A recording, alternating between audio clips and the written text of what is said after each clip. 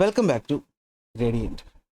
നമ്മളിന്ന് റിവൈസ് ചെയ്യാൻ പോകുന്നത് മണി ആൻഡ് എക്കോണമി എന്ന എക്കണോമിക്സിൻ്റെ അല്ലെങ്കിൽ നമ്മുടെ സോഷ്യൽ സയൻസ് 2-ൻ്റെ 5-ാമത്തെ ചാപ്റ്ററാണ്. അത്യാവശ്യം വലിയ ചാപ്റ്ററാണ്, നല്ല രീതിയിൽ കൺഫ്യൂഷൻ ഉണ്ടാക്കുന്ന ചാപ്റ്ററുമാണ്. അപ്പോൾ നമുക്ക് ഇന്നത്തെ ഒറ്റ ക്ലാസ് കൊണ്ട് എന്ത് ചെയ്യാം, ഈ ഒരു ചാപ്റ്റർ റിവൈസ് ചെയ്യാം. ഇനി ആദ്യമായിട്ട് ചാനൽ കാണുന്നവരാണെങ്കിൽ നിങ്ങൾക്ക് വേണ്ടി പറയുകയാണ്, ഈ ചാപ്റ്ററിൻ്റെ അതുപോലെ തന്നെ നമ്മുടെ മറ്റ് സോഷ്യൽ സയൻസ് ചാപ്റ്റേഴ്സിൻ്റെ ഒക്കെ നോട്ടുകൾ നമ്മുടെ ടെലഗ്രാം ചാനലിൽ അവൈലബിൾ ആണ്. നിങ്ങൾക്കത് ഫ്രീ ആയിട്ട് ഡൗൺലോഡ് ചെയ്തെടുക്കാം, റിവിഷന് വേണ്ടിയിട്ട് യൂസ് ചെയ്യാം. അതിന് വേണ്ടിയിട്ട് ഡിസ്ക്രിപ്ഷനിലെ ലിങ്ക് ക്ലിക്ക് ചെയ്ത് കഴിഞ്ഞാൽ ചാനലിൽ ജോയിൻ ചെയ്യാവുന്നതാണ്, അല്ലെങ്കിൽ വാട്സാപ്പ് ലിങ്ക് ഇവിടെ കൊടുത്തിട്ടുണ്ട്. അപ്പോൾ മണി ആൻഡ് എക്കോണമി എന്ന് പറയുന്ന ഒരു ചാപ്റ്ററിൽ നമ്മൾ ആദ്യം പഠിക്കാനുള്ളത് എന്താണ് മണി എന്നാണ്. അപ്പോൾ വാട്ട് ഈസ് മണി എന്നൊരു ചോദ്യം വന്നാൽ നിങ്ങൾ ഉത്തരം എഴുതേണ്ടത് anything accepted in exchange of goods and services can be generally called money എന്നാണ്. ഗുഡ്സും സർവീസും, സാധനങ്ങളോ സേവനങ്ങളോ നമ്മൾ വാങ്ങുമ്പോൾ പകരം കൊടുക്കുന്ന അക്സെപ്റ്റബിളായ, രണ്ട് കൂട്ടർക്കും അക്സെപ്റ്റബിളായ ഏതൊരു വസ്തുവിനെയും നമുക്ക് പൈസ എന്ന് വിളിക്കാം. അപ്പോൾ ഇന്ന് ഈ കാണുന്നത് കറൻസി നോട്ടാണ്. ഇതിന് മുന്നേയും പല രീതികൾ ഉണ്ടായിരുന്നു. അതിലൊന്നായിരുന്നു ബാർട്ടർ സിസ്റ്റം എന്ന് പറയുന്നത്. ബാർട്ടർ സിസ്റ്റത്തിൽ നമ്മൾ പൈസ അല്ല കൊടുത്തിരുന്നത്, പകരം സാധനങ്ങളാണ് കൊടുത്തിരുന്നത്. അപ്പോൾ കുറേ പ്രശ്നങ്ങൾ ഉണ്ടായിരുന്നു. അപ്പോൾ അതിനൊരു സൊല്യൂഷനായിട്ടാണ് കോമൺ മീഡിയം ഓഫ് എക്സ്ചേഞ്ച് ആയിട്ടുള്ള കറൻസികൾ അല്ലെങ്കിൽ മണി വരുന്നത്. മണി വന്നപ്പോഴത്തേക്കും നമുക്ക് ട്രാൻസാക്ഷൻസ് ഒക്കെ ഫാസ്റ്റർ ആക്കാൻ പറ്റി. അതുപോലെ തന്നെ സ്പെഷ്യലൈസേഷനും പോസിബിളായി. എന്താണ് സ്പെഷ്യലൈസേഷൻ? നമ്മൾ ചെയ്തുകൊണ്ടിരിക്കുന്ന ജോലി, ഇപ്പോൾ ഞാൻ പഠിപ്പിക്കുകയാണെങ്കിൽ ഞാൻ സർവീസ് എന്ന് പറയുന്നത് ടീച്ചിങ് ചെയ്യുന്നു, പകരം എനിക്ക് ഫീസും അല്ലെങ്കിൽ ശമ്പളവും കിട്ടുന്നു. അപ്പോൾ ഈ പറഞ്ഞ ഒരു ജോലി മാത്രം ഞാൻ ചെയ്താൽ പോരെ. പക്ഷേ പണ്ടായിരുന്നെങ്കിൽ ആലോചിച്ച് നോക്കി, ബാർട്ടർ സമ്പ്രദായം ആയിരുന്നെങ്കിൽ ആലോചിച്ച് നോക്കി, നമുക്കത് പറ്റത്തില്ല. കാരണം നമ്മൾ കൊടുക്കുന്ന സാധനം മറ്റൊരാൾക്കും ആവശ്യമായിരിക്കണം. ഡബിൾ കോയിൻസിഡൻസ് ഓഫ് വാണ്ട് എന്നാണ് പറയുന്നത്. അതില്ലെങ്കിൽ നമുക്ക് സാധനം കിട്ടത്തില്ല. ഇപ്പോൾ അതിൻ്റെ ആവശ്യമൊന്നുമില്ല. നമുക്കറിയാവുന്ന ഒരു കാര്യത്തിൽ നമുക്ക് സ്പെഷ്യലൈസ് ചെയ്യാൻ പറ്റുന്നത് പൈസ വന്നതുകൊണ്ട് ആണ്. അതാണ് ഇവിടെ പറയുന്നത്. ഈ സംഭവം എക്സാമ്പിളാണ്, വായിച്ചു നോക്കിയാൽ മതി.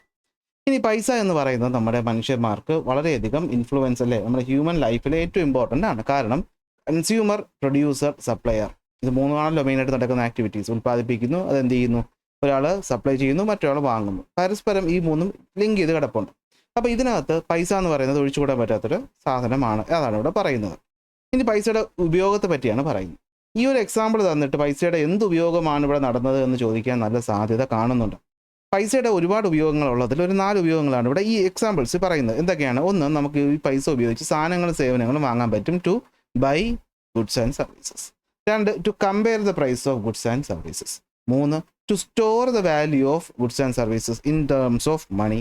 അതുപോലെ എന്താണ്? ടു ലെൻഡ് ആൻഡ്, അല്ലേ, നമുക്ക് പൈസ ലെൻഡ് ചെയ്യാനും, അതായത് കടം കൊടുക്കാനും അതുപോലെ ബോറോ അല്ലെങ്കിൽ വാങ്ങാനും ഒക്കെ പറ്റുന്നതും പൈസയുടെ ഉപയോഗമാണ്. അപ്പോൾ ആ 4 ഉപയോഗങ്ങൾ ഇവിടെ ഒന്ന് നോക്കുക. ഒന്ന്, to buy and sell goods, to compare the price of different goods, to store the value of the goods in savings, അല്ലെങ്കിൽ to lend and borrow money. ഇതാണ് 4 പ്രധാനപ്പെട്ട യൂസസ് എന്ന് പറയുന്നത്. ഇതിനെ കുറച്ചുകൂടി വിശദമായിട്ടാണ് നമ്മൾ അടുത്ത് പഠിക്കാൻ പോകുന്നത്, ജനറൽ ഫംഗ്ഷൻസ് ഓഫ് മണിക്കകത്ത്. അപ്പോൾ ജനറൽ ഫംഗ്ഷൻസ് ഓഫ് മണി ഒരു എസ്സേ ആയിട്ട് ചോദിക്കാൻ നല്ല ചാൻസ് ഉള്ളൊരു ചോദ്യമാണ്. അപ്പോൾ നമ്മൾ ആദ്യമേ ഓരോ ഹെഡിങ് എഴുതിയിട്ട് ഓരോന്നിനെ വിശദീകരിക്കണം. അപ്പോൾ ഒന്നാമത്തെ ഫംഗ്ഷൻ എന്ന് പറയുന്നത് മീഡിയം ഓഫ് എക്സ്ചേഞ്ച് ആണ്, അല്ലേ. ഗുഡ്സും സർവീസസും നമുക്ക് എന്ത് ചെയ്യാൻ പറ്റും, വിൽക്കാനും അതുപോലെ തന്നെ നമ്മൾ വിറ്റ ആൾക്ക് സാധനങ്ങൾ വാങ്ങാനും ഒക്കെ കോമൺ ആയിട്ട് ആരെ ഉപയോഗിക്കാം, പൈസയെ ഉപയോഗിക്കാം. So it is A medium of exchange. നമുക്ക് ഞാൻ ജോലി ചെയ്തു, ശമ്പളം വാങ്ങിച്ചു, ആ ശമ്പളം കൊണ്ട് എനിക്ക് ആവശ്യമുള്ള സാധനം മറ്റൊരിടത്തുനിന്ന് എനിക്ക് വാങ്ങാനായിട്ട് പറ്റും. ഇതാണ് മീഡിയം ഓഫ് എക്സ്ചേഞ്ചിനകത്ത് നമ്മൾ പഠിക്കേണ്ടത്, എഴുതേണ്ട പോയിന്റ്. 2, measure of value. നമുക്ക് ഒരു സാധനത്തിൻ്റെ വാല്യൂ നമുക്ക് പൈസയുടെ രൂപത്തിൽ മെഷർ ചെയ്യാനായിട്ട് പറ്റും. അതായത് okay, the value of A good can be expressed in monetary terms, അല്ലെ, ഒരു സാധനത്തിൻ്റെ വില. അതുപോലെ തന്നെ ഒരു സേവനത്തിൻ്റെ വിലയും നമുക്ക് പൈസയുടെ ടേംസിൽ എക്സ്പ്രസ് ചെയ്യാനായിട്ട് പറ്റും. നിങ്ങൾ ഒരു ഉദാഹരണം പറയുകയാണ്, സർക്കാർ ആശുപത്രിയിൽ പോകുന്നു, ഒരു OP ടിക്കറ്റ് 10 രൂപ. നിങ്ങളൊരു പ്രൈവറ്റ് ആശുപത്രിയിൽ പോകുന്നു, അവിടെ കിട്ടുന്നത് സേവനം തന്നെയാണ്, അവിടെ ഒരു OP ടിക്കറ്റ് 200 രൂപ.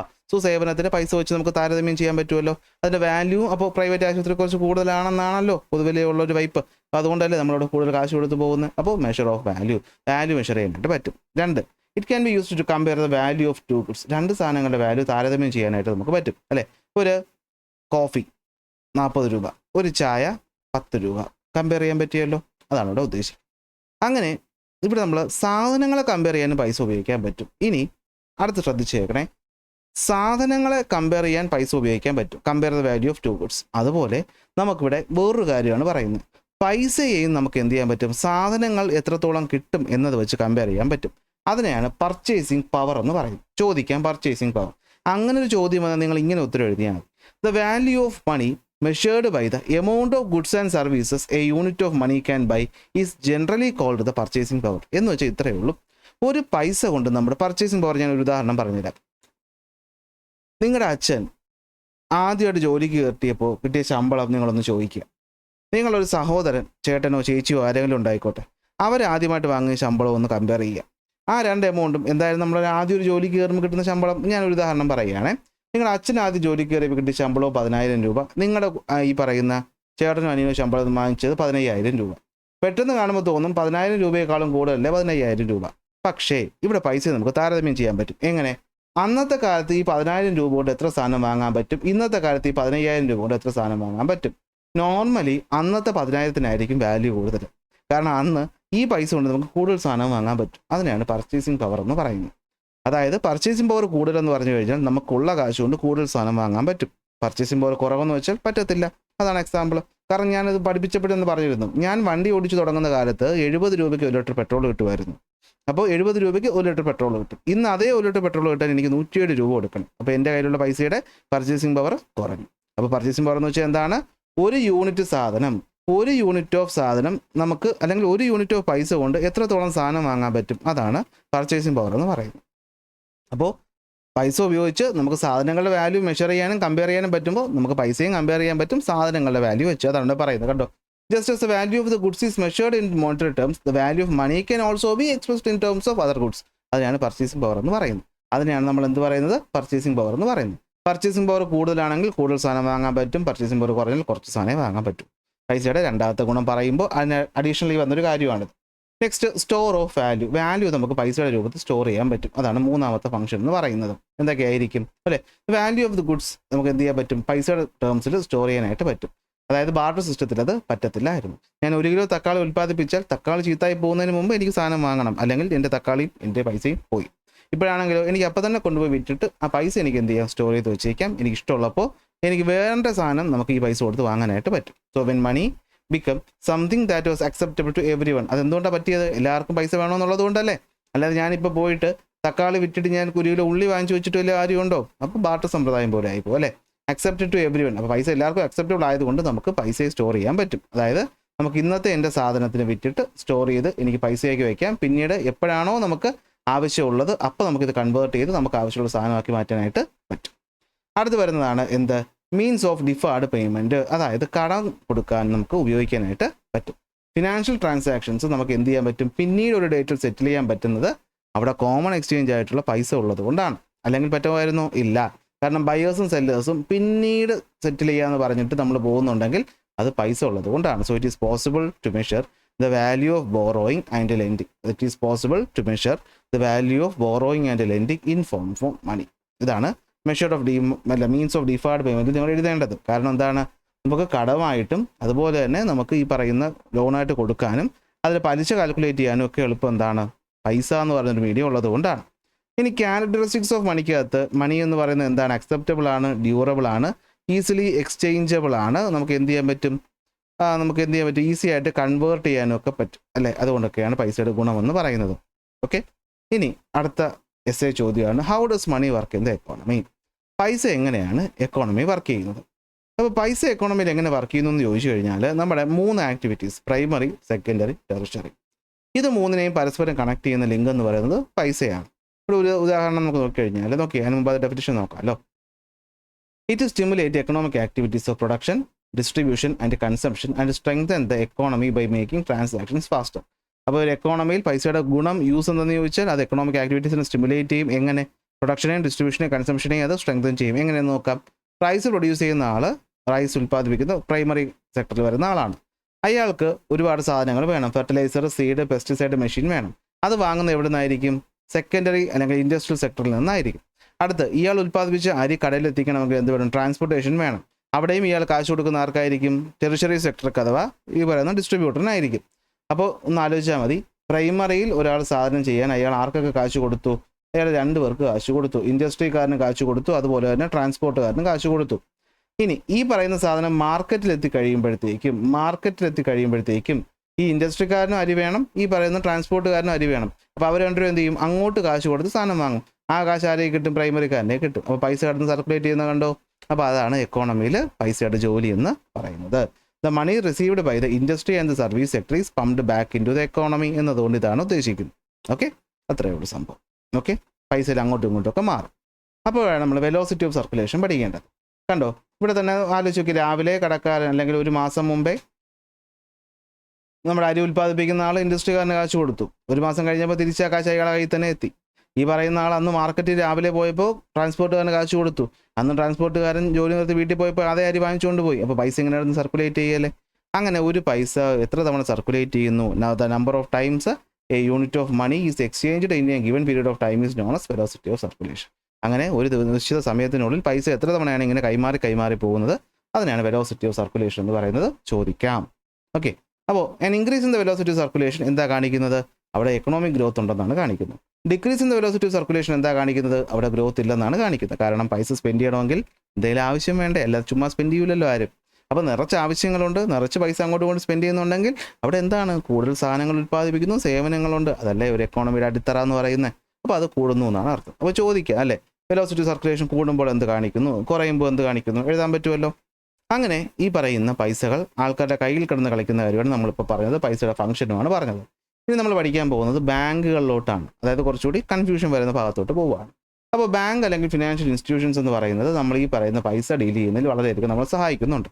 അപ്പോൾ ബാങ്കുകളെ പറ്റി പറയുമ്പോൾ രാജ്യത്തിൻ്റെ ബാങ്ക് എന്ന് പറയുന്നത് ആരാണ്? സെൻട്രൽ ബാങ്ക് ആണ്. അങ്ങനെ ഇന്ത്യയുടെ സെൻട്രൽ ബാങ്കിൻ്റെ പേരാണ് reserve bank of India. Reserve bank of India നിലവിൽ വരുന്നത് 1935 ഏപ്രിൽ 1 കൊൽക്കത്തയിലാണ്. ഓക്കെ, ഈ പറയുന്ന 34 reserve bank of India act പ്രകാരമാണ് വരുന്നത്. 37 ഇതിൻ്റെ ഹെഡ് ക്വാർട്ടേഴ്സ് എങ്ങോട്ട് മാറ്റി? മുംബൈയിലോട്ട് മാറ്റി. അതായത് ഇത് ബ്രിട്ടീഷുകാർ സ്ഥാപിക്കുന്നു. 47 അത് ഇന്ത്യയുടെ ഭാഗമായിട്ട് മാറുന്നു. അങ്ങനെ 49 ആയപ്പോൾ ഈ ബാങ്കിനെ നമ്മൾ നാഷണലൈസ് ചെയ്യും. എന്ന് വെച്ചാൽ ഈ ബാങ്കിൻ്റെ പൂർണ്ണമായ കൺട്രോൾ നമ്മുടെ സർക്കാരിലേക്ക് എത്തുന്നു. അപ്പോൾ നിങ്ങൾ ചോദിക്കുക, അങ്ങനെ അല്ലേ? ആലോചിച്ച് നോക്കി, ബാങ്കുകൾക്ക് സ്വന്തമായി പ്രവർത്തിക്കാൻ പറ്റും, അതിന് ഗവൺമെൻറ് സപ്പോർട്ട് ഇല്ലാതെയും പ്രവർത്തിക്കാനായിട്ട് പറ്റും. അതിന് ബാങ്ക് സർക്കാർ വേണമെന്നില്ല. എന്നാൽ സർക്കാർ പറയുന്ന നയങ്ങൾ ബാങ്കുകൾ ചെയ്യണമെന്ന് അടിച്ചേൽപ്പിക്കുന്ന, അല്ലെങ്കിൽ അടിച്ചേൽപ്പിക്കുന്നു എന്ന് പറഞ്ഞ് ശരിയല്ലല്ലോ അല്ലേ, ബാങ്കുകളെ സർക്കാരിൻ്റെ കൺട്രോളിൽ കൊണ്ടുവരുന്ന പരിപാടിയാണ് നാഷണലൈസേഷൻ എന്ന് സിമ്പിൾ ടേംസ് ഓർത്ത് വയ്ക്കാം. 49 റിസർവ് ബാങ്കിൻ്റെ ജോലി ഫുള്ള് ഏറ്റെടുത്തു? നമ്മുടെ കേന്ദ്ര ഗവൺമെൻറ്റിൻ്റെ കീഴിലാക്കി കൊണ്ടുപോകും. അങ്ങനെയുള്ള ഒരു റിസർവ് ബാങ്കിൻ്റെ ഫങ്ഷൻസ് ചോദിക്കാൻ നല്ല സാധ്യതയുള്ള ഒരു എസ്ഐ ചോദ്യമാണ് RBIയുടെ ഫങ്ഷൻസ്. മിക്കവാറും ഇത് വരുമെന്നാണ് എനിക്ക് തോന്നുന്ന പരീക്ഷയ്ക്ക്. അപ്പോൾ നിങ്ങൾ ഓരോന്നായിട്ട് പറയണം. ഒന്നാമത്തെ ഫംഗ്ഷനാണ് printing and issuing of currency. രൂപകളും നാണയങ്ങളും പ്രിൻറ്റ് ചെയ്യുന്നതും ഇഷ്യൂ ചെയ്യുന്നതും അതിൻ്റെ വാല്യൂ തീരുമാനിക്കുന്നതും ആരാണ്? നമ്മുടെ റിസർവ് ബാങ്ക് ആണ് അല്ലേ. അപ്പോൾ റിസർവ് ബാങ്ക് ഓഫ് ഇന്ത്യയുടെ 34 ആക്ട് പ്രകാരമാണല്ലോ വന്നത്. അതനുസരിച്ച് നോക്കണം, കോയിൻസ് 1 രൂപ കോയിൻ ഒഴികെ ബാക്കിയെല്ലാം, 1 രൂപ കോയിന് നോട്ട് ഒഴികെ ബാക്കിയെല്ലാം പ്രിൻറ്റ് ചെയ്യുന്ന ആരാണ്?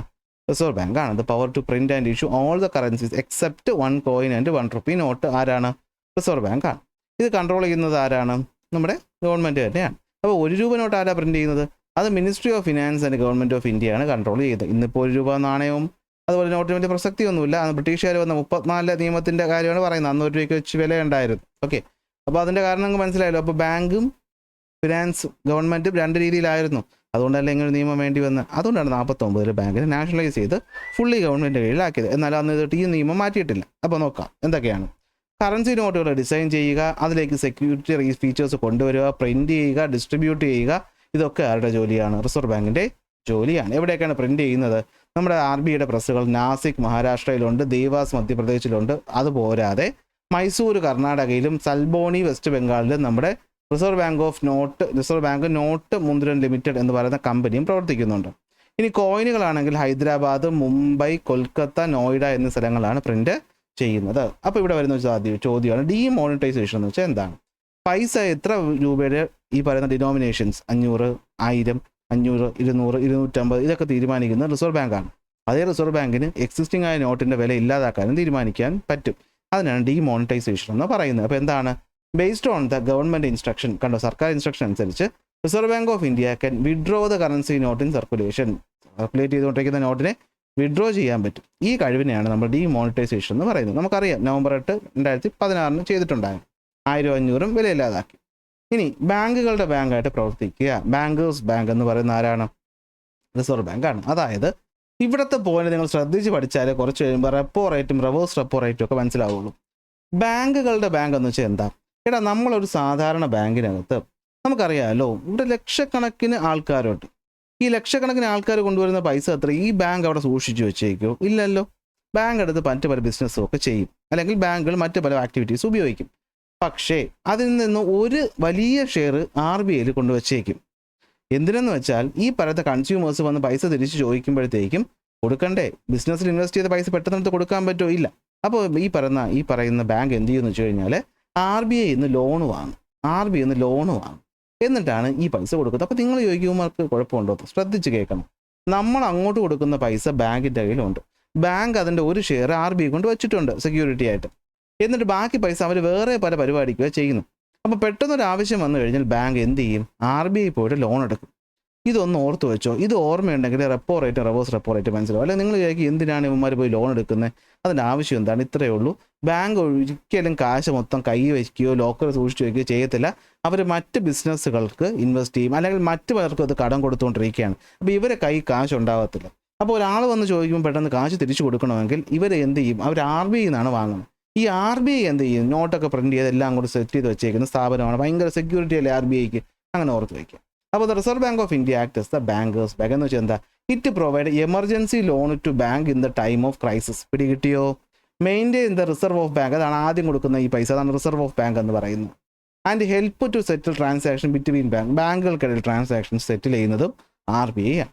അടുത്ത ഫംഗ്ഷനാണ് control the money supply of money and credit. ഇവിടെയാണ് കൺഫ്യൂഷൻ നമ്മൾ തുടങ്ങുന്നത്. ആദ്യമേ മനസ്സിലാക്കുക എന്താണ് ഈ സപ്ലൈ ഓഫ് മണിയും ക്രെഡിറ്റിനകത്തും പറയുന്നത്.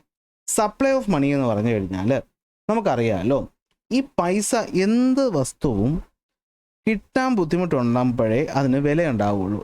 സുലഭമായി കിട്ടുന്ന സാധനങ്ങൾക്ക് നമ്മൾ അധികം വില കൊടുക്കാറില്ല, കാരണം അത് എല്ലായിടത്തുനിന്നും കിട്ടുമല്ലോ.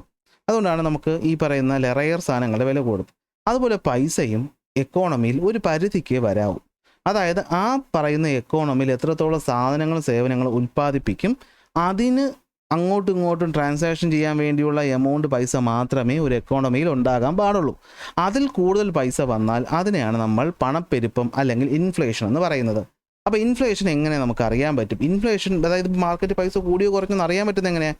അത് സാധനങ്ങളുടെ വിലയിൽ വരുന്ന വ്യത്യാസം അനുസരിച്ചാണ്. ഇൻഫ്ലേഷൻ കൂടുമ്പോൾ സാധനങ്ങളുടെ വില എന്ത് പറ്റുമെന്ന് വെച്ച് കഴിഞ്ഞാൽ കൂടും. And increase in the general price level of the goods and services is known as inflation. അപ്പോൾ നിങ്ങൾ ചോദിക്കും അതെങ്ങനെ?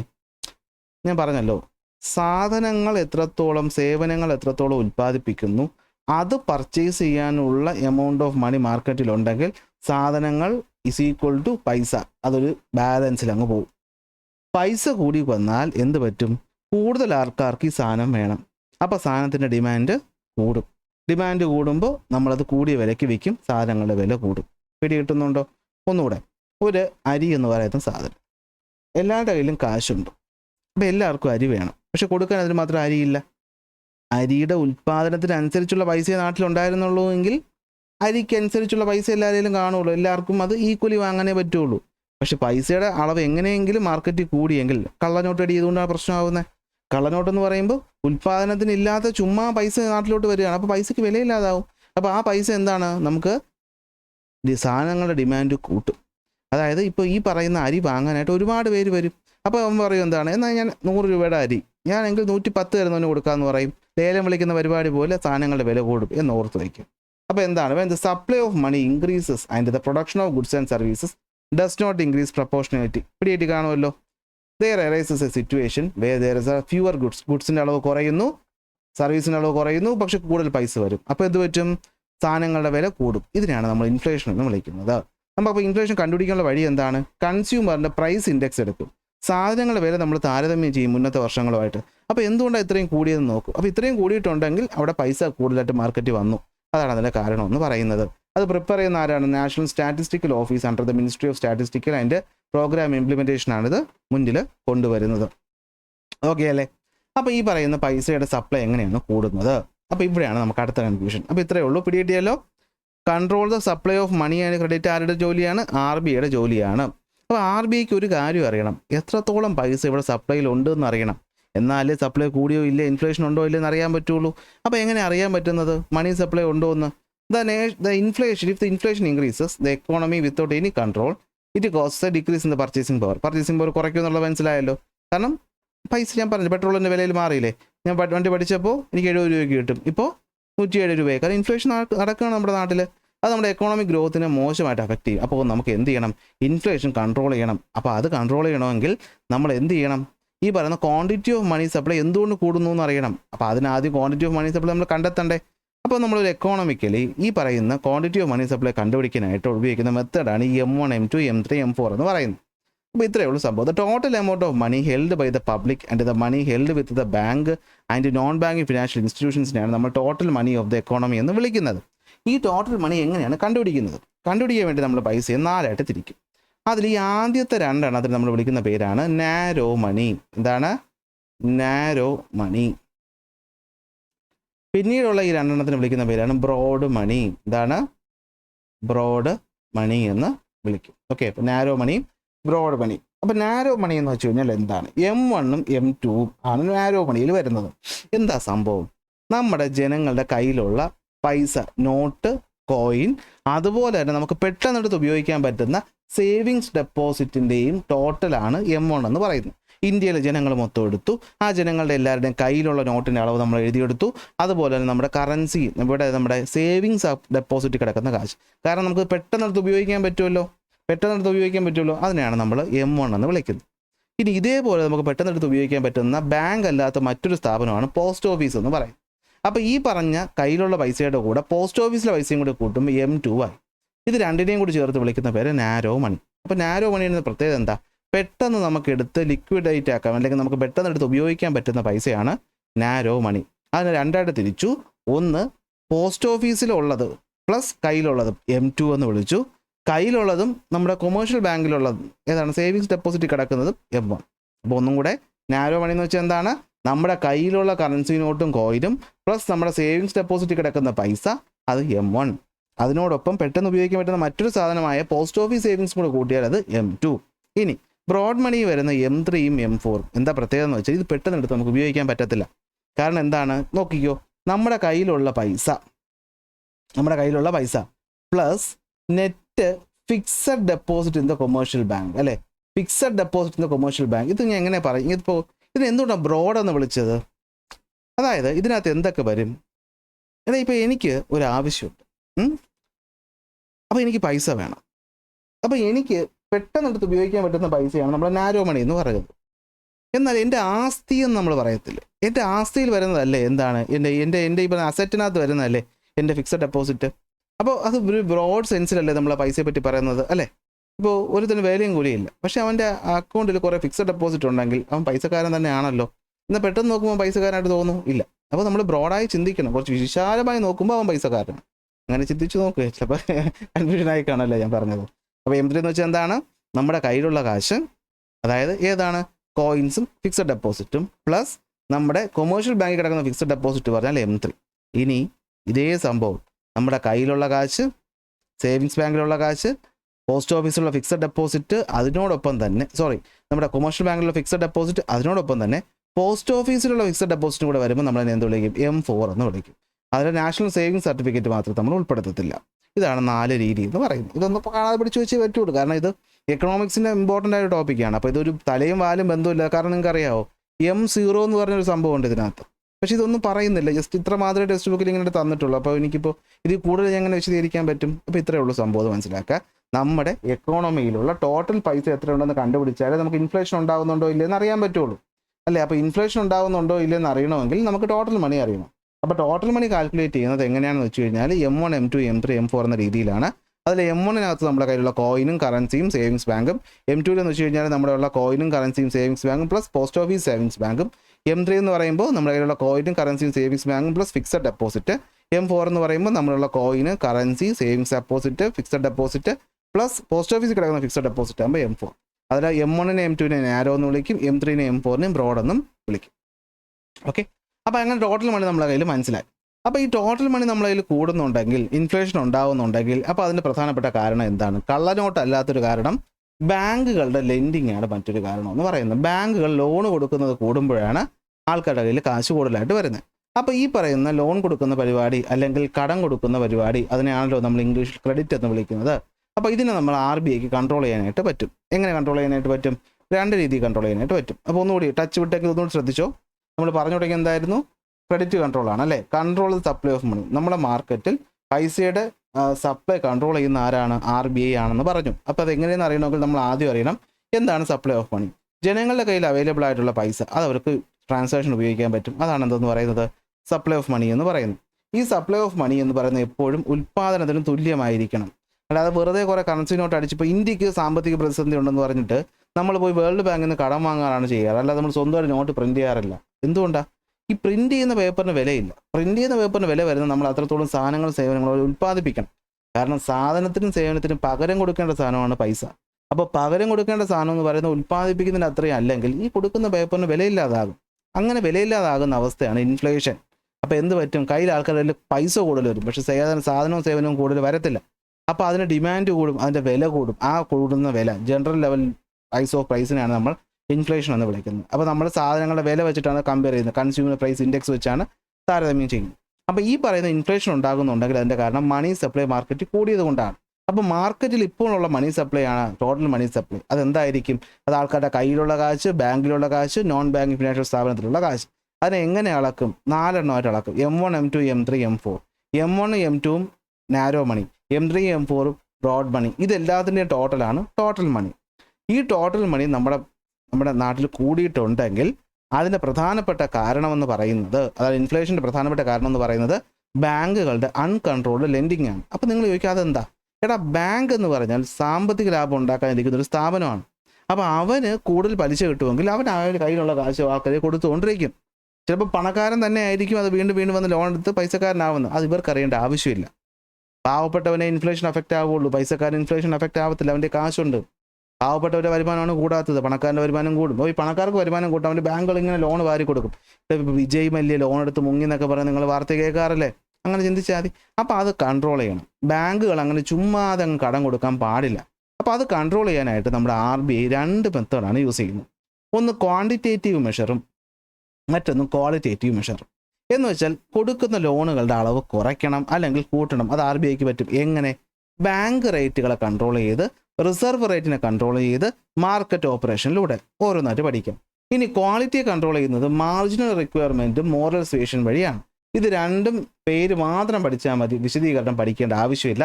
ഇനി വിശദീകരണം അറിയണമെന്നുള്ള കുട്ടികളാണെങ്കിൽ നമ്മുടെ പാർട്ട് ബൈ പാർട്ട് ഞാൻ വീഡിയോ ഇട്ടിട്ടുണ്ട്, അതിനകത്ത് പറഞ്ഞിട്ടുണ്ട്. അപ്പോൾ നോക്കിക്കോ, എങ്ങനെയാണ് ബാങ്ക് റേറ്റ്, എന്താണ് ബാങ്ക് റേറ്റ്?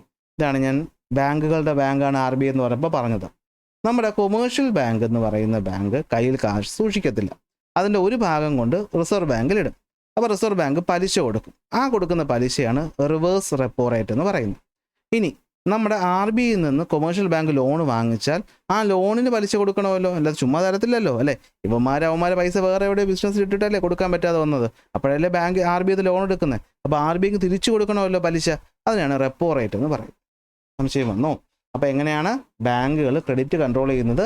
ബാങ്ക് റേറ്റുകൾ കൺട്രോൾ ചെയ്തിട്ടാണ്. അപ്പോൾ ഈ ബാങ്ക് റേറ്റിനകത്ത് വരുന്നതാണ് റെപ്പോ റേറ്റും റിവേഴ്സ് റെപ്പോ റേറ്റും. വളരെ ഇമ്പോർട്ടൻറ്റ് പോയിൻ്റാണ്. ഇവിടുന്ന് ഒരു ചോദ്യം ഉറപ്പായിട്ട് പരീക്ഷയ്ക്ക് വരും.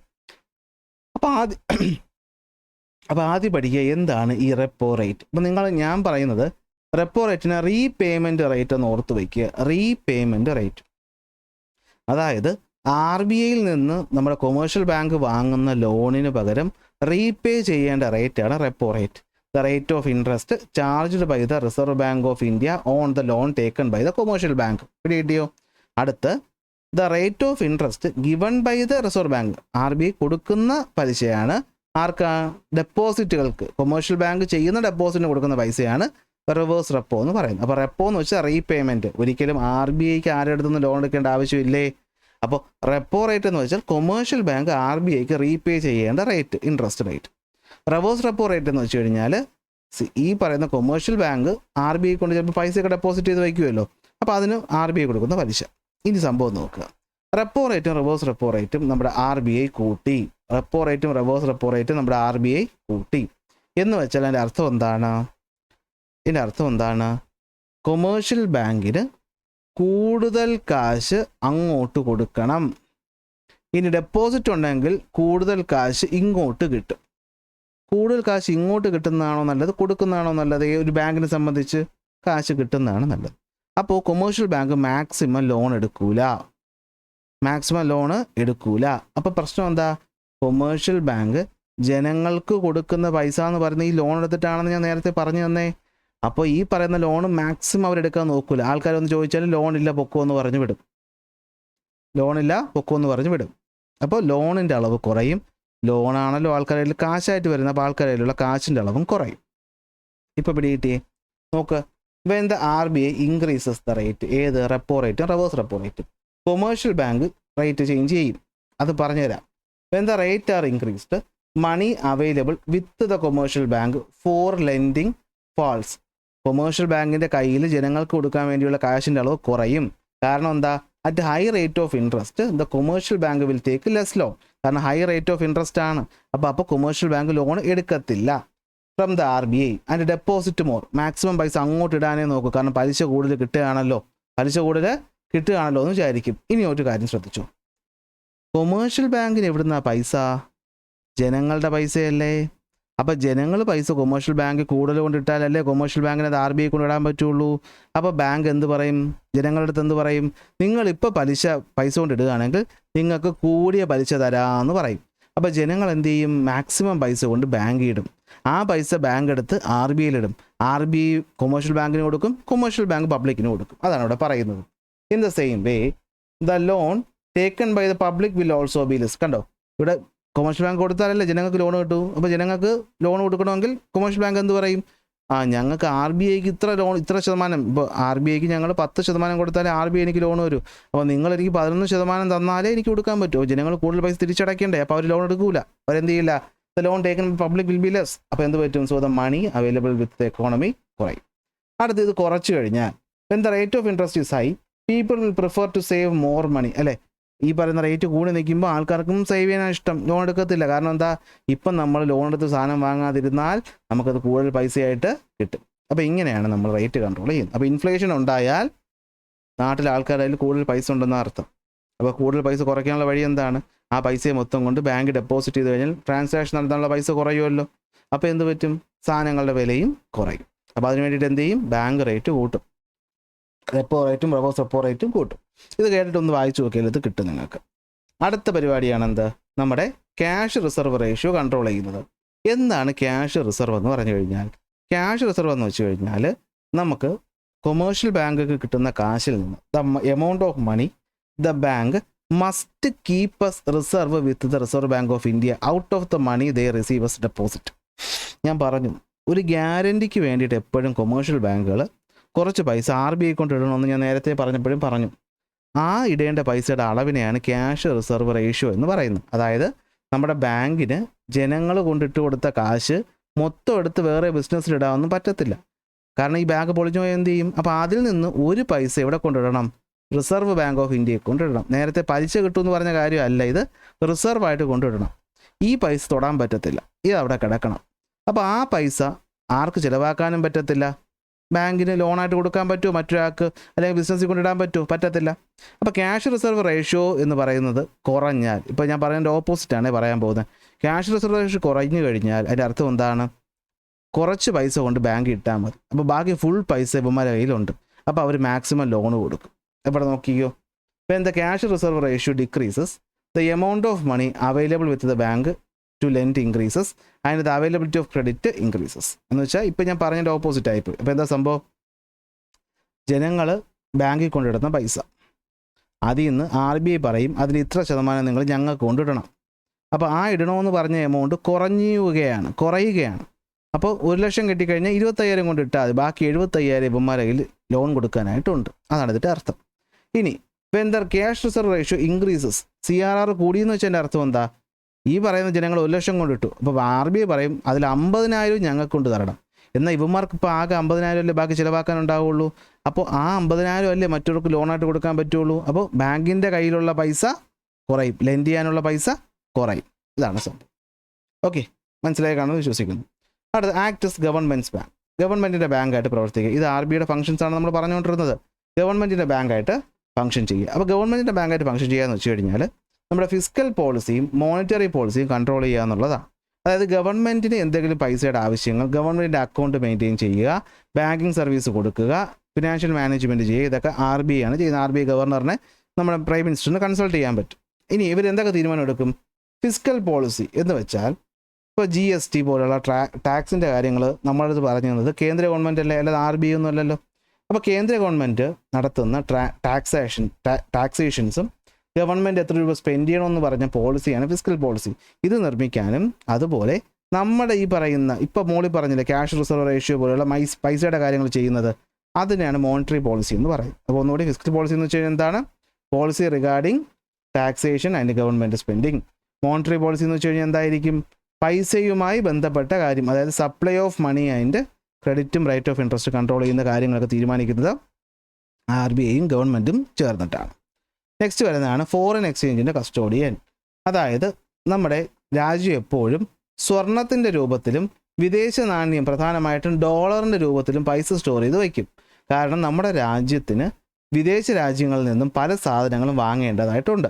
അപ്പോൾ അതിന് വേണ്ട പൈസ നമ്മളെപ്പോഴും സ്റ്റോർ ചെയ്ത് വെച്ചേക്കും. ഇതാണ് ഫോറിൻ എക്സ്ചേഞ്ച് എന്ന് പറയുന്നത്. ഇത് സ്റ്റോർ ചെയ്ത് വെച്ചേക്കുന്നതും മെയിൻറ്റെയിൻ ചെയ്യുന്നതും റിസർവ് ബാങ്കാണ്. പെട്രോളിയം പുറത്തുനിന്ന് വാങ്ങണ്ടേ, അപ്പോൾ കാശ് നമ്മൾ ഡോളറിലോ സ്വർണ്ണത്തിലോ കൊടുക്കണമെന്ന് ഊഹിച്ച് വെച്ചാൽ മതി, കിട്ടും. ഇനി last function publication of reports. അതായത് ബാങ്കിങ് ട്രെൻഡ് ഇൻ ഇന്ത്യ എങ്ങനെയാണ്, monetary policy report, consumer survey, RBI bulletin പോലെയുള്ള റിപ്പോർട്ടുകൾ പബ്ലിഷ് ചെയ്യുന്നതും RBI ആണ്. ഇതാണ് പ്രധാനപ്പെട്ട RBI ഫംഗ്ഷൻസ്. ഒരു SI ചോദ്യമായിട്ട് ചോദിക്കാൻ ഇതിലും നല്ലൊരു ചോദ്യം ഈ ചാപ്റ്ററിൽ നിന്ന് കിട്ടാനില്ല. ഓക്കെ, അതുകൊണ്ട് ഉറപ്പായിട്ടും അത് പഠിച്ചു വയ്ക്കണം. അതുപോലെ തന്നെ ഇവിടുന്ന് ചോദിക്കുന്നത് ക്യാഷ് റിസർവ് റേഷ്യോ. ഈ പറയുന്ന ഫംഗ്ഷനേക്കാൾക്ക് ഉപരി ഇതിൻ്റെ ഡെഫിനിഷൻ ചോദിക്കാനാണ് ചാൻസ് ഉള്ളത്. എന്നാലും ഫംഗ്ഷൻ കൂടെ പഠിച്ചു വയ്ക്കുക. CRRൻ്റെ ഡെഫിനിഷൻ പഠിച്ചു വയ്ക്കണം. അപ്പോൾ കൂടുക കുറയുന്നുള്ളത് നിങ്ങൾ ഓർത്ത് വെച്ചാൽ മതി, എഴുതാൻ പറ്റും. അടുത്ത് വരുന്നതാണ് നമ്മുടെ ബാങ്കുകൾ. ബാങ്കുകൾ നമുക്ക് രണ്ടായിട്ട് തിരിക്കാം. സാധാരണ നമ്മൾ കാണുന്ന ബാങ്ക് എന്നും നോൺ ബാങ്കിങ് ഫിനാൻഷ്യൽ ഇൻസ്റ്റിറ്റ്യൂഷൻസ് എന്നും. ഓക്കെ, ഇപ്പോൾ രണ്ടെണ്ണമാണ് ഉള്ളത്. അപ്പോൾ ബാങ്ക് എന്ന് വെച്ച് കഴിഞ്ഞാൽ എന്തായിരിക്കും? നോൺ ബാങ്ക് എന്ന് പറഞ്ഞാൽ എന്തായിരിക്കും? എല്ലാം ജനങ്ങൾക്ക് ഫിനാൻഷ്യൽ സഹായം കൊടുക്കുന്ന സ്ഥാപനങ്ങളായിരിക്കും. അതിൽ നോൺ ബാങ്ക് നമുക്ക് പിന്നെ നോക്കാം. ആദ്യം ബാങ്കുകളോട് ശ്രദ്ധിക്കും. ബാങ്കുകൾ രണ്ട് തരം, കൊമേഴ്ഷ്യൽ ബാങ്കും കോഓപ്പറേറ്റീവ് ബാങ്കും. ഒരു വ്യക്തിയോ അല്ലെങ്കിൽ ഒരു ഗ്രൂപ്പ് ഓഫ് ആൾക്കാരോ കൺട്രോൾ ചെയ്യുന്ന ബാങ്കാണ് കൊമേഴ്ഷ്യൽ ബാങ്ക്. എന്നാൽ ഗ്രൂപ്പ് എന്ന് വെച്ചാൽ ഞാൻ ഉദ്ദേശിക്കുന്നത് പ്രൈവറ്റ് കമ്പനി പോലത്തെ ഗ്രൂപ്പാണ് ഉദ്ദേശിക്കുന്നത്. എന്നാൽ ഒരു ആൾക്കാരുടെ കൂട്ടം, അതായത് കോഓപ്പറേറ്റീവ് സൊസൈറ്റിയിലെ മെമ്പേഴ്സ് കൺട്രോൾ ചെയ്യുന്ന ബാങ്കാണ് കോഓപ്പറേറ്റീവ് ബാങ്ക് എന്ന് പറയും. അതിലാദ്യം നമുക്ക് കൊമേഴ്ഷ്യൽ ബാങ്കിലോട്ട് വരാം. 1934 RBI ആക്ട് പ്രകാരം നിലവിൽ വരുന്ന പൈസ ഡെപ്പോസിറ്റ് ചെയ്യാനും ലോൺ കൊടുക്കാനും അധികാരമുള്ള സ്ഥാപനങ്ങളാണ് കൊമേഴ്ഷ്യൽ ബാങ്ക് എന്ന് പറയുന്നത്. ഇത് പലതരത്തിലുണ്ട്. പബ്ലിക് സെക്ടർ ബാങ്ക് എന്ന് വെച്ചാൽ ഗവൺമെൻറ് കൺട്രോൾ ചെയ്യുന്ന ബാങ്ക്. പ്രൈവറ്റ് സെക്ടർ ബാങ്ക് എന്ന് വെച്ച് കഴിഞ്ഞാൽ വ്യക്തികൾക്ക് അല്ലെങ്കിൽ ഒരു സ്ഥാപനം കൺട്രോൾ ചെയ്യുന്നത്. Small finance bank, payment bank, specialised bank, regional rural bank, foreign bank എന്ന് പറയുന്നതെല്ലാം പ്രധാനപ്പെട്ട ബാങ്കുകളാണ്. ഓരോന്നിൻ്റെയും എക്സാമ്പിൾസ് ഞാൻ നോട്ടിൽ കൊടുത്തിട്ടുണ്ട്, വായിച്ചു നോക്കിയാൽ തന്നെ കിട്ടും. ഇനി കാരണം അത് അത്ര ഇമ്പോർട്ടൻ്റ് ആയിട്ട് തോന്നുന്നില്ല. ഇനി വരുന്നത് ന്യൂ ജനറേഷൻ ബാങ്കുകളാണ്. 1990 നമ്മുടെ ഈ പറയുന്ന പുതിയ സാമ്പത്തിക നയം വന്നതിന് ശേഷം നിലവിൽ വന്ന ബാങ്കുകളാണ് ന്യൂ ജനറേഷൻ ബാങ്കുകൾ. ഇവർക്ക് ഒരുപാട് എന്തുണ്ട്, റിലാക്സേഷൻസ് ഒക്കെ കൊടുത്തിട്ടുണ്ട്. For example Axis bank, Mahindra bank, yes bank, Indus bank ഒക്കെയാണ് ന്യൂ ജനറേഷൻ ബാങ്കിനകത്ത് വരുന്നത്. ഓക്കെ അല്ലേ? അപ്പോൾ 90 ഈ പറയുന്ന ലിബറലൈസേഷൻ, പ്രൈവറ്റൈസേഷൻ, ഗ്ലോബലൈസേഷന് ശേഷം വരുന്ന ബാങ്ക്. ഇനി എന്തൊക്കെയാണ് ബാങ്കിൻ്റെ ഫങ്ഷൻസ്? രണ്ട് പ്രധാനപ്പെട്ട ജോലിയെ ബാങ്ക് ചെയ്യുള്ളൂ. ഒന്ന് ഡെപ്പോസിറ്റുകൾ അക്സെപ്റ്റ് ചെയ്യുക, മറ്റൊന്ന് എന്ത് കൊടുക്കുക, ലോണുകൾ കൊടുക്കുക. ഇത് രണ്ടാണ് പ്രധാനപ്പെട്ട ജോലി. അതിനാദ്യത്തെ ജോലിയാണ് ഡെപ്പോസിറ്റ് അക്സെപ്റ്റ് ചെയ്യുക. ജനങ്ങളുടെ കയ്യിൽ കൂടുതലായിട്ടുള്ള പൈസ ബാങ്കിലേക്ക് നമുക്ക് എന്ത് ചെയ്യാൻ പറ്റും? ഡെപ്പോസിറ്റ് ചെയ്യാൻ പറ്റും. ബാങ്ക് പകരം നമുക്ക് എന്ത് തരും? പലിശ തരും. എന്ത് തരും? പലിശ തരും. ഓക്കെ, 4 തരം ഡെപ്പോസിറ്റാണ് ഉള്ളത്. ഒന്ന് സേവിങ്സ് ഡെപ്പോസിറ്റ്. നിങ്ങളെല്ലാവരും തുടങ്ങിയിട്ടുള്ള ഡെപ്പോസിറ്റാണ് സേവിങ്സ് ഡെപ്പോസിറ്റ്. നമുക്ക് എപ്പോൾ വേണമെങ്കിലും പൈസ ഇടാം, എപ്പോൾ വേണമെങ്കിലും പൈസ എടുക്കാം. അപ്പോൾ നമ്മുടെ കയ്യിൽ ഒരു കുടുക്കയിലിട്ട് വെച്ചേക്കുന്നതിന് പകരം നമ്മൾ ബാങ്കിൽ കൊണ്ടിട്ടേക്കുന്നതേ ഉള്ളൂ. കണ്ടീഷനുണ്ട്, ബാങ്ക് ചെറിയൊരു പലിശ നമുക്ക് ഇങ്ങോട്ട് തരും. പക്ഷേ നമുക്ക് കണ്ടീഷൻസും ഉണ്ട്. നമുക്ക് എത്ര തവണ പൈസ എടുക്കാൻ പറ്റും, എത്ര രൂപ ഒരു ദിവസം എടുക്കാൻ പറ്റും, അതിനകത്തൊക്കെ ചെറിയ ലിമിറ്റും വെച്ചിട്ടുണ്ട്. 2 കറണ്ട് ഡെപ്പോസിറ്റ്. ബിസിനസ്സുകാർക്ക് ചിലപ്പോൾ ഒരു ദിവസം ഒരുപാട് പൈസ അങ്ങോട്ടും ഇങ്ങോട്ടും ട്രാൻസ്ഫർ ചെയ്യേണ്ടി വരും. അങ്ങനെ ഒരു ലിമിറ്റും ഇല്ലാതെ ഒരു ദിവസം ട്രാൻസാക്ഷൻ നടത്താൻ പറ്റുന്ന ടൈപ്പ് ഓഫ് അക്കൗണ്ടുകളെയാണ് നമ്മൾ കറണ്ട് ഡെപ്പോസിറ്റ് എന്ന് പറയുന്നത്. ഇവിടെ പലിശ ഇല്ല, ഇവിടെ എന്തില്ല, പലിശ തരത്തില്ല. അപ്പോൾ പിന്നെ ബാങ്കിൻ്റെ ജോലി എന്താണ്? നമ്മുടെ കയ്യിലുള്ള കാശിന് അങ്ങോട്ടും ഇങ്ങോട്ടും ഒക്കെ ട്രാൻസ്ഫർ ചെയ്ത് കൊടുക്കുന്ന ഒരു ട്രാൻസ്പോർട്ടറുടെ ജോലിയാണ് ഇവിടെ ബാങ്ക് ചെയ്യുന്നത്. അതുകൊണ്ട് ബാങ്ക് പലിശയൊന്നും തരത്തില്ല. പിന്നെ ഒരു ഗുണം, നമ്മൾ ഒരുപാട് ട്രാൻസാക്ഷൻസ് അങ്ങനെ ചെയ്യുന്നുണ്ടെങ്കിൽ നമുക്ക് ഈ പറയുന്ന ഓവർ ഡ്രാഫ്റ്റ് ഫെസിലിറ്റി തരും. അതായത് നമ്മുടെ അക്കൗണ്ടിലുള്ള കാശിനേക്കാൾ കൂടുതൽ കാശ് നമുക്ക് ചെറിയൊരു സമയത്തേക്ക് വിഡ്രോ ചെയ്യാൻ പറ്റുന്നൊരവസ്ഥയാണ് ഓവർ ഡ്രാഫ്റ്റ്. പക്ഷേ അത് ബാങ്കിന് നമുക്ക് വിശ്വാസം ഉണ്ടെങ്കിലേ തരുള്ളൂ. 3ാമത്തെ ടൈപ്പ് ഓഫ് ഡെപ്പോസിറ്റാണ് ടേം ഡെപ്പോസിറ്റ്. നമ്മളതിന് വിളിക്കുന്ന മറ്റൊരു പേരാണ്, നിങ്ങൾക്ക് അറിയാവുന്ന പേരാണ് ഫിക്സഡ് ഡെപ്പോസിറ്റ്. നമ്മുടെ കയ്യിൽ ഇപ്പോൾ ആവശ്യമില്ലാത്ത പൈസ നമ്മളൊരു നിശ്ചിത സമയത്തേക്ക് ബാങ്കിൽ ഡെപ്പോസിറ്റ് ചെയ്യുന്നതിനാണ് നമ്മൾ ടേം ഡെപ്പോസിറ്റ് അല്ലെങ്കിൽ ഫിക്സഡ് ഡെപ്പോസിറ്റ് എന്ന് പറയുന്നത്. ഈ പൈസ നമുക്ക് ഈ പറയുന്ന നിശ്ചിത മെച്യൂരിറ്റി പീരീഡ് കഴിഞ്ഞിട്ടേ വിഡ്രോ ചെയ്യാൻ പറ്റുള്ളൂ. അങ്ങനെ ചെയ്താൽ നമുക്ക് ഏറ്റവും കൂടിയ ഇൻട്രസ്റ്റ് തരുന്നതും ഇതായിരിക്കും. ഇനി മെച്യൂരിറ്റി പീരീഡിന് മുമ്പേ നമ്മൾ വിഡ്രോ ചെയ്ത് കഴിഞ്ഞാൽ പലിശ നമുക്ക് കിട്ടത്തില്ല. നാലാമത് വരുന്നതാണ് റെക്കറിംഗ് ഡെപ്പോസിറ്റ് അഥവാ RD. അതായത് നമുക്കിപ്പോൾ ഒറ്റയടിക്ക് ഒരു വലിയ എമൗണ്ട് കൊണ്ടുപോയി ഇടാനില്ലെങ്കിൽ നമുക്ക് എന്ത് ചെയ്യാം, മാസം ചെറിയൊരു എമൗണ്ട് വെച്ചിട്ടുകൊണ്ടിരിക്കാം. Okay, regular interval of time, ഒരു സ്പെസിഫിക് ടൈം വരെ നമ്മളൊരു ഫിക്സഡ് എമൗണ്ട് ഓഫ് മണി മാസം ഇടുമ്പോൾ നമുക്കൊരു വലിയ എമൗണ്ട് കിട്ടും. ആ എമൗണ്ടിന് നമ്മൾ സേവിങ്സിൽ കൊടുക്കുന്നതിനേക്കാൾ കൂടുതൽ പലിശ കിട്ടും. സേവിങ്സിൽ കൊടുക്കുന്നതിനേക്കാളും കൂടുതൽ കിട്ടും, പക്ഷേ ഫിക്സഡ് ഡെപ്പോസിറ്റ് അത്രയും കിട്ടത്തില്ല. ഇതാണ് റെക്കറിംഗ് ഡെപ്പോസിറ്റ്. ചോദിക്കാൻ ചാൻസ് ഉണ്ട്. 4 ടൈപ്പ് ഓഫ് ഡെപ്പോസിറ്റ്. ഇനി ലോൺ പരിപാടി. ബാങ്കുകൾ എന്തിനാണ് ലോൺ കൊടുക്കുന്നത്? അപ്പോൾ ബാങ്ക് എന്ന് പറയുന്ന ഒരു സ്ഥാപനത്തിലേക്ക് സത്യം പറഞ്ഞാൽ ജനങ്ങൾ അവരുടെ കയ്യിലുള്ള പൈസ എന്തായിട്ട് കൊടുക്കും? ഡെപ്പോസിറ്റ് ആയിട്ട് കൊടുക്കും. എന്തായിട്ട് കൊടുക്കും? ഡെപ്പോസിറ്റ് ആയിട്ട് കൊടുക്കും. ഈ പറയുന്ന ഡെപ്പോസിറ്റ് ഉണ്ടല്ലോ, ഈ ഡെപ്പോസിറ്റിൽ നിന്ന് കുറച്ച് പൈസ അവർ എന്ത് ചെയ്യും? ക്യാഷ് റിസർവ് ആയിട്ട് RBIയിൽ കൊടുക്കും. ബാക്കി പൈസ അവർ മറ്റുള്ള ആവശ്യക്കാർക്ക് എന്തായിട്ട് കൊടുക്കും? ലോണായിട്ട് കൊടുക്കും. ഇനി ഈ പറയുന്ന ലോണിന് പലിശ ബാങ്ക് അങ്ങോട്ട് വാങ്ങും. ആ വാങ്ങുന്ന പലിശ എന്ന് പറയുന്നതിനേക്കാൾ കുറഞ്ഞ ഒരു പലിശ നമുക്ക് ഇങ്ങോട്ട് തരും. അതായത് ഇപ്പോൾ കടം വാങ്ങുന്ന ആൾ അങ്ങോട്ട് 9% കൊടുത്താൽ നമ്മൾ കൊടുത്ത കാശായിരിക്കും അവന് കടം കൊടുത്തേക്കുന്നു. പക്ഷേ ബാങ്ക് നമുക്ക് അതിൽ നിന്ന് 7% തരുള്ളൂ. ബാക്കി 2% ബാങ്ക് ലാഭമായിട്ട് എടുക്കും. കാരണം അവരല്ലേ ഇത് ചെയ്യുന്നത്. അതാണ് സംഭവം. സോ എന്താണ് നമ്മുടെ ബാങ്ക് എന്ന് വെച്ച് കഴിഞ്ഞാൽ, commercial bank act as a intermediary between depositor and borrower. കണ്ടോ, ഡെപ്പോസിറ്ററിനും ബോറോവറിനും ഇടയിലുള്ള ഇടനിലക്കാരനായിട്ട് പ്രവർത്തിക്കും. ഒരു പോർഷൻ ഓഫ് ദ ഇൻട്രസ്റ്റ് അവരെടുക്കുകയും ചെയ്യും.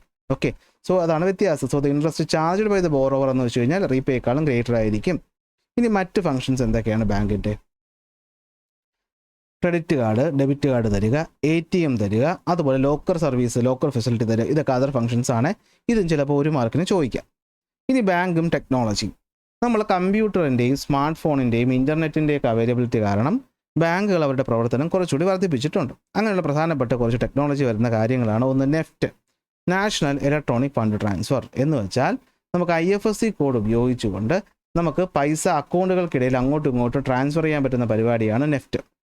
ഇനി റിയൽ ടൈം ഗ്രോസ് സെറ്റിൽമെൻറ്റ് അഥവാ RTGS എന്ന് പറഞ്ഞു കഴിഞ്ഞാലും വേറൊന്നുമല്ല. RTGSനകത്ത് എന്താ വരുന്നതെന്ന് വെച്ചാൽ വലിയ എമൗണ്ടുകൾ നമുക്ക് റിയൽ ടൈമിൽ മാറ്റാൻ പറ്റുന്നതാണ് RTGS എന്ന് പറയുന്നത്.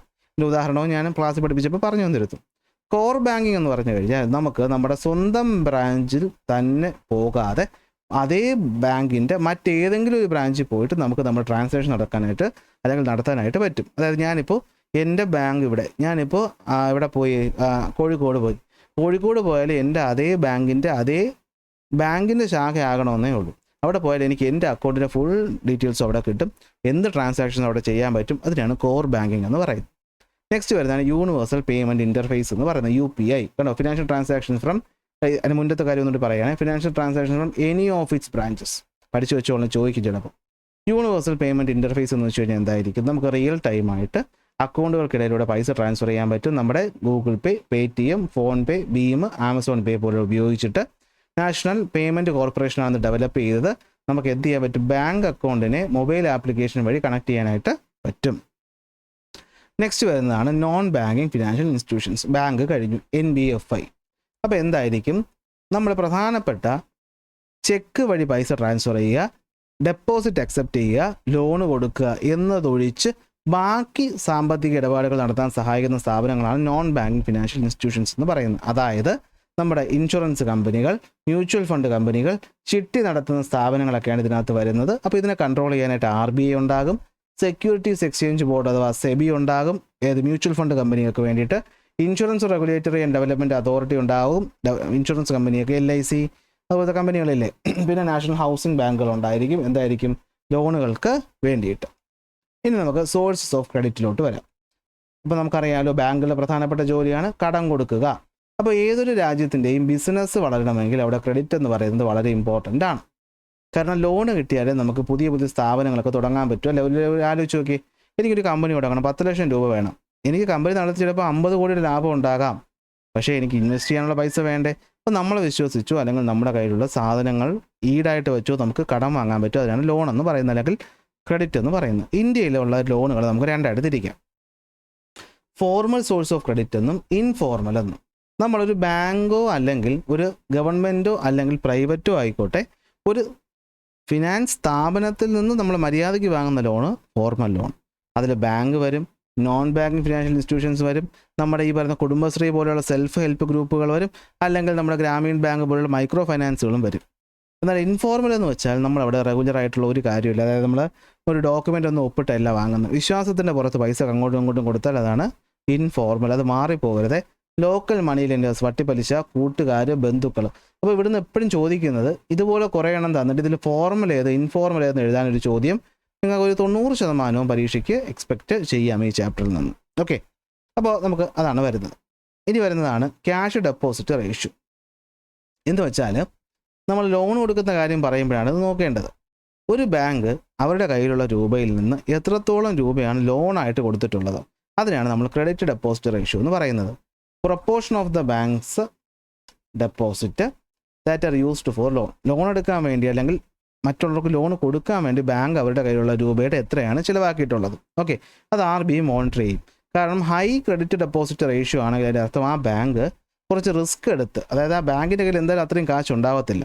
അതായത് ഡെപ്പോസിറ്റർ വന്ന് ചോദിച്ചു കഴിഞ്ഞാൽ കൊടുക്കാൻ അത്രയും കാശ് ഉണ്ടാവത്തില്ല, എങ്കിലും അവർ റിസ്ക് എടുത്ത് എന്ത് ചെയ്തേക്കാണ്, ആ കയ്യിലുള്ള പൈസ മൊത്തം മറ്റുള്ളവർക്ക് ലോൺ കൊടുത്തേക്കാണ്.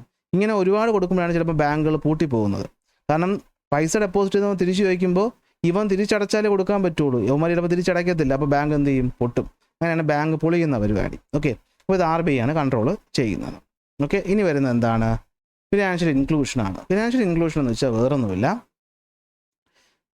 നമ്മൾ എന്താണ് ഫിനാൻഷ്യൽ ഇൻക്ലൂഷൻ ചോദിക്കാൻ നല്ല ചാൻസ് ഉള്ളൊരു ചോദ്യമാണ്. എന്താ വരുന്നതെന്ന് വെച്ച് കഴിഞ്ഞാൽ ബാങ്കിങ് സർവീസ് സാധാരണ ജനങ്ങളിലേക്ക് അല്ലെങ്കിൽ റൂറൽ പോപ്പുലേഷൻ അല്ലെങ്കിൽ മാർജിനലൈസ്ഡ് പീപ്പിൾസിലേക്ക് എത്തിക്കുന്ന പ്രോസസ്സാണ് ഫിനാൻഷ്യൽ ഇൻക്ലൂഷൻ എന്ന് പറയുന്നത്. സത്യം പറഞ്ഞാൽ ഇത് നടത്താൻ വേണ്ടിയിട്ടാണ് നമ്മുടെ ബാങ്കുകളെ നാഷണലൈസ് ചെയ്യുന്നത്. അല്ലെങ്കിൽ ബാങ്ക് എപ്പോഴും കാശുകാരൻ്റെ കൂടെ നിൽക്കത്തുള്ളൂ. പാവപ്പെട്ടവന് ലോൺ കൊടുക്കാനൊന്നും ബാങ്ക് തയ്യാറാവത്തില്ല. അപ്പോൾ അത് മാറ്റി ബാങ്കുകൾ എല്ലാവർക്കും ആക്സസിബിൾ ആക്കാൻ പോകുന്ന ഒരു പ്രോസസ്സാണ് ഫിനാൻഷ്യൽ ഇൻക്ലൂഷൻ എന്ന് പറയുന്നത്. Okay, functioning of the money and financial inclusion to everyone. അതിനുവേണ്ടി വന്ന ഒരു പ്രവൃത്തിയാണ് നാഷണലൈസേഷൻ ഓഫ് ബാങ്ക് എന്ന് പറയുന്നത്. എന്തായിരിക്കും, ഫിനാൻഷ്യൽ അല്ലെങ്കിൽ ബാങ്കിൻ്റെ ഫങ്ഷൻസ് നമ്മുടെ രാജ്യത്തിൻ്റെ എല്ലായിടത്തും എത്താൻ വേണ്ടിയിട്ട് ബാങ്കുകളുടെ അധികാരം ഗവൺമെൻറ്റിൻ്റെ കയ്യിലോട്ട് വരുന്ന പരിപാടി. 1969 14 ബാങ്കും 1980 6 ബാങ്കുകളും ഇത്തരത്തിൽ വന്നു. ഒബ്ജക്റ്റീവ്സ് ഓഫ് ബാങ്ക് നാഷണലൈസേഷൻ ചോദിക്കാൻ ചാൻസ് ഉള്ളൊരു ചോദ്യമാണ്, ഉറപ്പായിട്ട് പഠിച്ചു വയ്ക്കണം. ചാപ്റ്ററിൻ്റെ അവസാനം കിടക്കുകയാണെന്ന് പറഞ്ഞാൽ വിട്ടുപോകരുത്. എന്താണ്, റൂറൽ ഏരിയകളിലോട്ട് ബാങ്കിങ്ങിൻ്റെ ഫെസിലിറ്റീസ് എക്സ്പാൻഡ് ചെയ്യുക, കുറഞ്ഞ പലിശയ്ക്ക് ഇൻട്രസ്റ്റ് കൊടുക്കുക, ഈ പറയുന്ന ലോൺ എന്ന് പറയുന്ന പൈസ എല്ലാ ജനങ്ങൾക്കും തുല്യമായി വീതിച്ചു കൊടുക്കുക, എക്കണോമിക് പവർ എന്ന് പറഞ്ഞാൽ കുറച്ചുപേരുടെ കൈകളിൽ മാത്രമായിട്ട് നിൽക്കാതെ അത് പ്രിവെൻറ്റ് ചെയ്യുക. പണക്കാരെ മാത്രം പോരാ, സാധാരണക്കാരനും വളർന്നു വരണം. അതാണ് നാഷണലൈസേഷൻ ഓഫ് ബാങ്കിൻ്റെ ഉദ്ദേശം. ഓക്കെ, ഇനി ബാങ്കുകളെ പറ്റി നമ്മൾ പറഞ്ഞപ്പോൾ കോപ്പറേറ്റീവ് ബാങ്ക്. അപ്പോൾ കൊമേഴ്ഷ്യൽ ബാങ്ക് കഴിഞ്ഞു, അടുത്ത് വരുന്നതാണ് ഇത് കോപ്പറേറ്റീവ് ബാങ്ക്. ഒരുപാട് കാര്യങ്ങളതിൻ്റെ പഠിച്ചെങ്കിലും കോപ്പറേറ്റീവ് ബാങ്ക് എന്ന് വെച്ചാൽ എന്താണ്, നമ്മുടെ ഗ്രാമീണ എക്കോണമിക്ക് ഈ പറയുന്ന ഹെൽപ്പ് ചെയ്യുക, സാധാരണ ഗ്രാമത്തിലുള്ള സാധാരണ ജനങ്ങൾക്ക് ലോൺ കൊടുക്കുക എന്നുള്ളതൊക്കെയാണ് കോപ്പറേറ്റീവ് ബാങ്കിൻ്റെ ലക്ഷ്യം എന്ന് പറയുന്നത്. ജനങ്ങൾ തമ്മിലുള്ള കോപ്പറേഷനും മ്യൂച്വൽ സഹായവുമാണ് ഇതിൻ്റെ പ്രധാന പ്രിൻസിപ്പിൾ എന്ന് പറയുന്നത്. ഇതിലൂടെ ആൾക്കാർക്കിടയിൽ നമുക്ക് സേവിങ്സ് കൊണ്ടുവരാനായിട്ട് പറ്റും. അങ്ങനെ അവർക്ക് ഈ പറയുന്ന ലോക്കൽ മണി ലെൻഡേഴ്സിൽ നിന്ന് അല്ലെങ്കിൽ ഇൻഫോർമൽ സെക്ടറിൽ നിന്ന് ഒരു മാറ്റം കൊണ്ടുവരിക. ഇതാണ് കോപ്പറേറ്റീവ് ബാങ്കിങ് സിസ്റ്റത്തിൻ്റെ പ്രധാന ലക്ഷ്യങ്ങളെന്ന് പറയുന്നത്. അപ്പം അങ്ങനെ തന്നെ ചോദിക്കാം, കോപ്പറേറ്റീവ് ബാങ്കിന് പ്രധാനപ്പെട്ട ലക്ഷ്യങ്ങൾ എന്തായിരിക്കും? Activating the rural economy by providing banking facility to villagers and ordinary peoples. അല്ലേ, നമ്മളെപ്പോഴും ഗ്രാമങ്ങളിലല്ലേ ഈ പറയുന്ന കോപ്പറേറ്റീവ് ബാങ്കുകൾ കാണുന്നത്. അപ്പോൾ കോപ്പറേറ്റീവ് ബാങ്കുകളുടെ ഉദ്ദേശം എന്താ? ജനങ്ങളിലേക്ക് ഈ പറയുന്ന സമ്പാദ്യശീലം കൊണ്ടുവരിക, അവർക്ക് ലോൺ കൊണ്ടുവരിക, അങ്ങനെ ചെറുകിട വ്യവസായങ്ങൾ കൊണ്ടുവരിക, അങ്ങനെ ഗ്രാമത്തെ വളർത്തിക്കൊണ്ടുവരിക. അല്ലേ, ഇതെങ്ങനെയാണ് പ്രവർത്തിക്കുന്നത്? ജനങ്ങൾ തമ്മിലുള്ള കോപ്പറേഷൻ. അതായത് കുറച്ച് ഒരേ ജോലി ചെയ്യുന്ന ആൾക്കാർ ഒരുമിച്ച് വന്ന് അവർ ചെറിയ ചെറിയ പൈസകളിട്ട് ആ പൈസ കൂട്ടി അതൊരു അസറ്റായിട്ട് മാറി, അല്ലെങ്കിൽ അതൊരു മെയിൻ ഇൻകമായിട്ട് മാറി, പിന്നെ അതിൽ നിന്ന് ചെറിയ ലോണുകളെടുത്ത് ജനങ്ങൾ പ്രവർത്തിക്കും, അവർ തിരിച്ച് പൈസ അടയ്ക്കും. അപ്പോൾ ഈ പൈസ കൂടി വലിയൊരു ബാങ്കായിട്ട് മാറും. സെൽഫ് ഹെൽപ്പും മ്യൂച്വൽ അസിസ്റ്റൻസുമാണ് ഇതിനകത്ത് വരുന്നത്. ഒബ്ജക്റ്റീവ് എന്തായിരിക്കും? ഇൻക്ലൂഡ് എന്താണ്, banks are to inculcate the habit of savings among the villagers. അല്ലെ, ഗ്രാമത്തിലുള്ളവർക്ക് ഈ പറയുന്ന സമ്പാദ്യശീലം ഉറപ്പുവരുത്തുക, അങ്ങനെ ചെറിയ ബിസിനസ്സുകൾ കൊണ്ടുവരിക, അങ്ങനെ പ്രദേശത്തുള്ളവരെ സഹായിക്കുക. മൈക്രോ ഫൈനാൻസ് ഇതേപോലെ കോപ്പറേറ്റീവ് മേഖലയിൽ പ്രവർത്തിക്കുന്ന പോലെ തന്നെ പ്രവർത്തിക്കുന്ന ലോ ഇൻകം ഫാമിലീസിനും ഇൻഡിവിജ്വൽസിനും ബിസിനസ് തുടങ്ങാനും അവർക്ക് സാധാരണ ബാങ്കിങ് ആക്സസ് ചെയ്യാൻ പറ്റാത്തവർക്ക് ബാങ്കിങ് സേവനം കൊടുക്കുക എന്നുള്ളതാണ് മൈക്രോ ഫൈനാൻസ്. ഗ്രാമീൺ ബാങ്ക് നിങ്ങൾ ആലോചിച്ചാൽ മതി. ഗ്രാമീൺ ബാങ്ക് അറിയാമല്ലോ, അവിടെ നമ്മൾ പോകുമ്പോഴത്തേക്കും ഹൈഫൈ സെറ്റപ്പ് ഒന്നും കാണത്തില്ല. അല്ലേ? ഇപ്പോൾ കേരള ഗ്രാമീൺ ബാങ്ക് എടുക്കാം. കർഷകർക്ക് വേണ്ടിയുള്ള ലോണുകൾ, അവർക്ക് വേണ്ടിയുള്ള സൗകര്യങ്ങളല്ലേ അവിടെ ചെയ്യുന്നത്. അപ്പോൾ എന്താണ്, സാധാരണ അവർ ലോ ഇൻകം ആൾക്കാരല്ലേ. അപ്പോൾ അവർക്ക് ചെറിയ ചെറിയ കൃഷി ചെയ്യാനോ ബിസിനസ് ചെയ്യാനോ വേണ്ടിയുള്ള കാര്യങ്ങൾ. കാരണം ഇവർക്കൊന്നും സാധാരണ വലിയ ബാങ്ക് ലോൺ കൊടുക്കത്തില്ല. കാരണം അവർക്ക് കൊണ്ടുവയ്ക്കാൻ സാധനങ്ങളൊന്നും കാണത്തില്ല. അങ്ങനെ പോവർട്ടി ഇല്ലാതാക്കുക, സ്ത്രീകളെ എംപവർ ചെയ്യുക, മാർജിനലൈസ്ഡ് ആയിട്ടുള്ള ആൾക്കാരെ പ്രൊമോട്ട് ചെയ്യുക, എൻ്റർപ്രണർഷിപ്പ് പ്രൊമോട്ട് ചെയ്യുക, ജോബ് ക്രിയേറ്റ് ചെയ്തൊക്കെയാണ് ലക്ഷ്യം. ഒബ്ജക്റ്റീവ്സ് ഓഫ് മൈക്രോ ഫൈനാൻസ് എന്ന് പറഞ്ഞത് ചോദിക്കുമ്പോൾ നിങ്ങൾ ഈ പോയിന്റുകളായിരിക്കണം എഴുതേണ്ടത്. അപ്പോൾ മൈക്രോ ഫൈനാൻസിൻ്റെ ഒബ്ജക്റ്റീവ് ആയാലും കോപ്പറേറ്റീവിൻ്റെ ഒബ്ജക്റ്റീവ് ആയാലും ഇപ്പോൾ ഏതാണ്ട് ഒരുപോലെ ഇരിക്കും. രണ്ടെണ്ണം എഴുതി വെച്ച മാർക്ക് കിട്ടും കേട്ടോ. ഗ്രാമീൺ ബാങ്ക് പ്രൊഫസർ മുഹമ്മദ് യൂനസ്, ബംഗ്ലാദേശിൽ 83 തുടങ്ങുന്നത്. നമ്മുടെ നാട്ടിലെ കുടുംബശ്രീകൾ എന്ന് പറയുന്നത് ഇത്തരത്തിലുള്ള മൈക്രോ ഫൈനാൻസുകളുടെ ഒരു ഉദാഹരണമായിട്ട് നമുക്ക് കണക്കാക്കാനായിട്ട് പറ്റും. ഇവിടെയും മറ്റേ same point, woman empowerment, savings habit, കാര്യങ്ങൾ എഴുതി വയ്ക്കാം. ജൻധൻ അക്കൗണ്ട് അവസാനം കിടക്കണമെന്ന് വെച്ച് വിട്ട് കളയരുത്, ചോദിക്കും. എന്താണ്? എല്ലാ ജനങ്ങൾക്കും ബാങ്ക് അക്കൗണ്ട്. അതിന് ലക്ഷ്യമായിട്ട് സീറോ ബാലൻസ് ബാങ്ക് അക്കൗണ്ടുകൾ തുടങ്ങുന്ന പ്രോസസ്സിനെയാണ് നമ്മൾ ജൻധൻ അക്കൗണ്ടുകളെന്ന് പറയുന്നത്. ഇവിടെ നമുക്ക് സീറോ ബാലൻസിൽ ലോൺ കൊടുക്കാൻ പറ്റും, ലോണല്ല അക്കൗണ്ട് തുടങ്ങാൻ പറ്റും. അപ്പോൾ ആൾക്കാർക്ക് എല്ലാവർക്കും അക്കൗണ്ട് തുടങ്ങുമ്പോഴത്തേക്കും പിന്നീട് ഈ വരുന്ന അവരുടെ സബ്സിഡികൾ, പെൻഷനുകൾ, കാര്യങ്ങളൊക്കെ കൈ കൊടുക്കാതെ ബാങ്കിലേക്ക് വരുമ്പോഴത്തേക്കും ഈ ബാങ്കിങ് സേവിങ് ശീലങ്ങൾ ജനങ്ങൾക്ക് വരും. അത് രാജ്യത്തിന് മൊത്തത്തിൽ ഹെൽപ്പ് ചെയ്യും. ഇനി ലാസ്റ്റ് വരുന്നതാണ് ഡിജിറ്റൽ കറൻസി എന്ന് പറയുന്നത്. ആധാർ ഇനേബിൾഡ് പേയ്മെൻറ്റും ഈ വാലറ്റും ഒക്കെയാണ് ഡിജിറ്റൽ കറൻസിക്കകത്ത് വരുന്നത്. അപ്പോൾ ഇത്രയൊന്ന് നോക്കി വയ്ക്കുക. ഇത്രയേ ഉള്ളൂ ഈ ഒരു ചാപ്റ്റർ. 1 മണിക്കൂറിൽ താഴെ തന്നെ നമ്മൾ എന്ത് ചെയ്തു, ഇത്രയും വലിയൊരു ചാപ്റ്റർ കുറേ എക്സ്പ്ലെയിൻ ചെയ്യേണ്ടി വന്നിട്ടുണ്ട്. എങ്കിലും 1 മണിക്കൂറിനകത്ത് തന്നെ നമ്മൾ തീർത്തിട്ടുണ്ട്. അപ്പോൾ നന്നായിട്ട് ഈ ചാപ്റ്റർ പഠിക്കുക. ഉറപ്പായിട്ട് നമുക്ക് ഒരുപാട് ചോദ്യങ്ങൾ ഇവിടുന്ന് എക്സ്പെക്ട് ചെയ്യാനായിട്ട് പറ്റും. സോ എല്ലാവരും നന്നായിട്ട് പഠിക്കുക. എക്സാം ഈസി ആവട്ടെ എന്ന് പ്രാർത്ഥിക്കുന്നു.